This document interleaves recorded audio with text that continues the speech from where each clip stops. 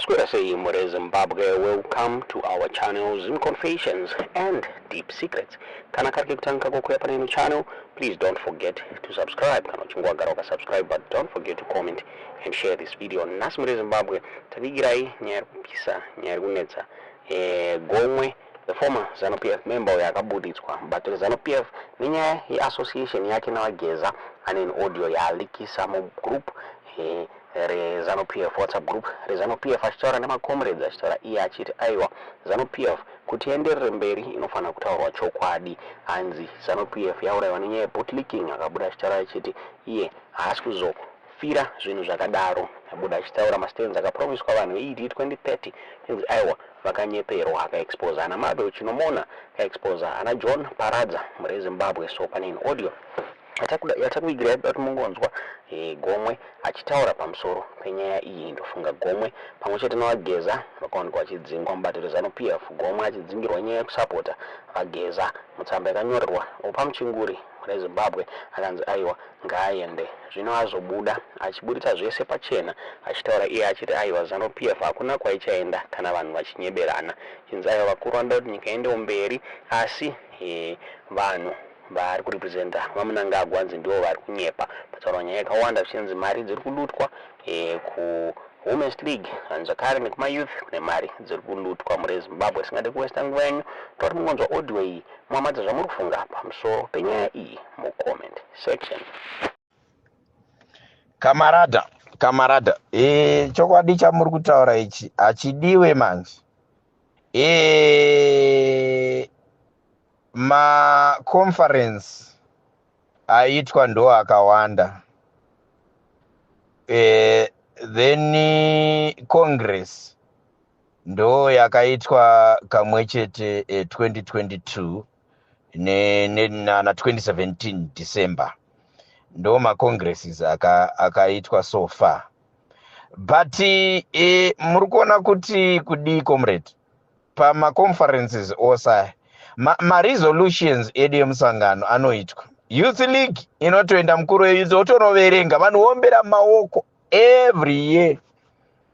Paanodzokera ku the next conference hapana mukuru wemayouth paanotenderwa nevakuru kuti taura zvakaachivhwa zvakaimplementwa nepati kumayouth kubva gore rakapera ma-resolutions aya paakapasa. Hapana, anongoendera mberi achidzokorora zvimwe chete zvisina kuimplementwa futi. Handi muri kuzona. Saka muri kuona kuti kusafa kuri kunowandira kumayouth, especially mayouth nemadzimai. Dambudziko rataita mupati medu nderekuti Mabo Chinomona ane position kuparliament, anobenefita kuparliament zvese including mabenefits nemota. Oya kupolitibhiro mukuru wemadzimai anobenefita zvese nemota.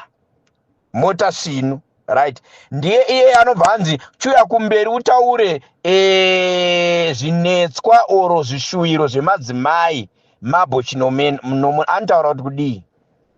Iye achiwana everything kumba kwake nemhuri yake. Anotaura kuti kudii? Chaanongotaura musoro make makangozara bootlicking. Handiti? Same applies kuma youth kwacho. Vakuru vacho vemayouth vese vari vaviri hapana chavasina kumba kwavo.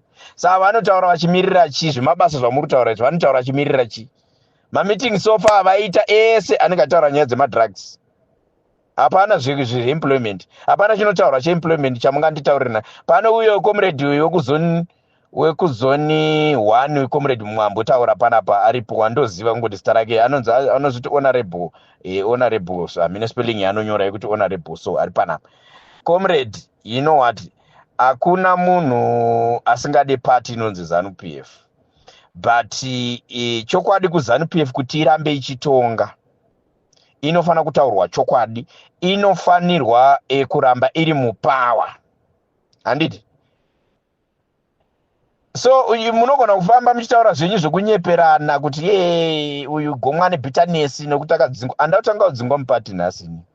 but ndadzingwa mupati rekodi yangu yacho nditumirei pamwe pamakanzwa nchini ndakapanduka ndikanojoina pati yakati oro ndakamirira kudzorwa ndikajoina pati yakati oro ndakaonekwa ndiri papati yakati yeopposition oro yeindependent ndekupi kwacho munotofungidzirawo kutoti hatitodiwo pati yedu chandisingagone kunyepera vanhu vandotungamirira pasi apa handigoni kuenda nenhema dzedze dzamunenge muchitumwa mudzamobvuma imimi kutumwa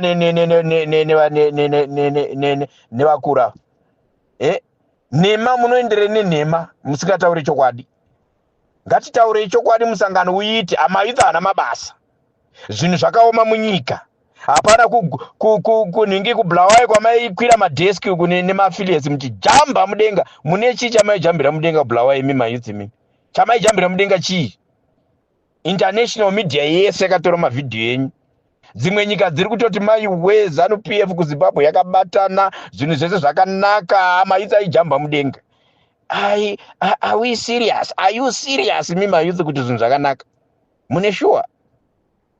ndo pari kufira musangano vadhara vedu vakangoziva kuti muri kuita resistant paground muri kuda chokwadi ende hamusi kuombera maoko hamusi kutamba hamusi kuridza ngoma vakuru vanobvunza kuti sei mayuth vasisiri happy vakuru ogadzirisa zvinhu kuti muite happy muvaomberere maoko muvaridzire ngoma nekuti ndo zvavanoda vakuru izvozvo but the moment yamoramba muchiridza ngoma muchiridza maoko muchiti 2030 muchiti he chibaba he chakazoti he ndibaba vanogona kutungamira zvese muchiimba all sorts of rubbish dzimbo dzedzia dzaita kuti 44 years tingoramba tiri patiri murambe muri pamuri imi mayuth samwe takatobvone kuyuth hatina chatinacho imi muri kutobvawo hamuna chamunacho futi nenyaya dzebootlicking idzi handidi gore rai mucharega kuimbira vadhara vese zvavo munoti madhara aya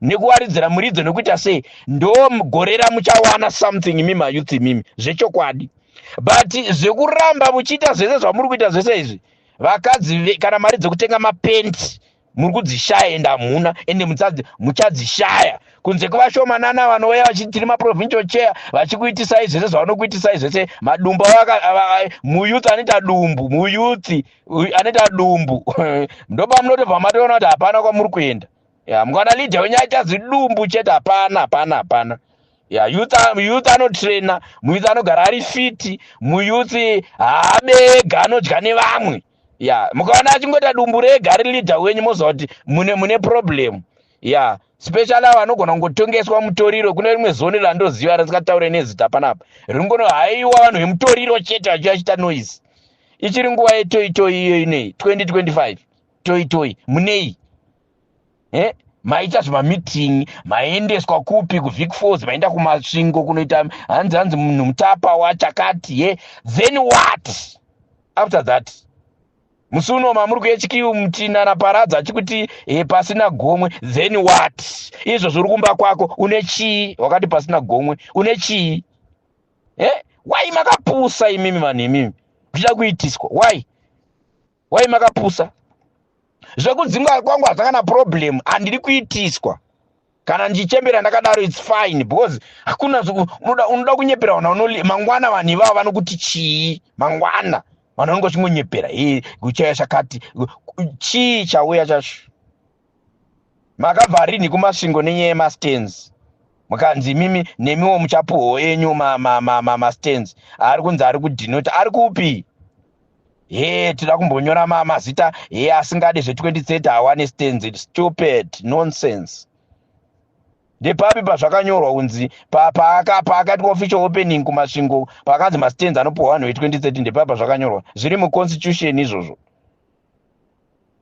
zvese izvi ndimi nemuchingoitiswa but hamuoni manje zvese munenge muchiitiswa mega chakatanga rini chinhu chemacheche mastands chakatanga neG40 ikauya ikaenda tikatouya tiri maprovincial chair tikabuda hakuna chakafamba up to now hapana chakafamba hamubvunze basa nderere kuitiswa toitoi tonobvunza kuvakuru veZimbabwe tonobvunza hatidi zvokupiwa order ndo zvamune muchimbiswa chete January to December gore ropfuura apa makore ako ari kuwedzera. Some of you 80% muri kuyouth league hamusiri mayouth izvozvi, mane more than 36 years muri kubuda kumayouth pari kuelection.